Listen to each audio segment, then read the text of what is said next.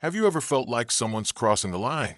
Well, that's exactly what happened when my HOA, Homeowners Association, told me to move my boat, and they didn't even know the shocking truth that would turn their entire order upside down. It all started when I decided to buy a boat. I was ready to enjoy weekends on the water, relaxing, fishing, and taking in the beautiful sunsets. So, I parked my boat on the edge of my property, right by the lake. The boat was small, nothing too flashy, but it was my way of having fun with my family. A couple of weeks later, I received a letter from the HOA. At first, I thought it was a friendly reminder about neighborhood rules. But no, it was a command to move my boat. They claimed it was blocking the view for other residents and violating some obscure rule about keeping the community aesthetic. The letter had a deadline, and the tone made it clear they weren't kidding around. I was furious. How could they tell me to move my boat?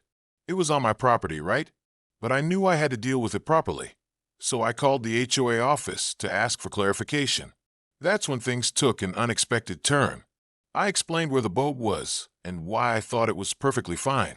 The HOA rep seemed a bit flustered. She asked me to hold on while she checked something in their records. When she returned, she said something that made my heart skip a beat. "Sir, it seems there's been a misunderstanding. You actually own the entire lakefront property, all the way to the water." What?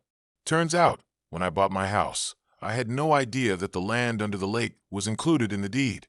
It was a rare oversight, and no one from the HOA had bothered to check before sending me that threatening letter. At that moment, I realized I had more power than they thought. Not only could I keep my boat there, but I also owned the whole lakefront. After a brief moment of pure astonishment, I calmly informed the HOA rep of their mistake. They quickly apologized, and I made it clear that if they wanted to send any more letters, they'd better check the records first.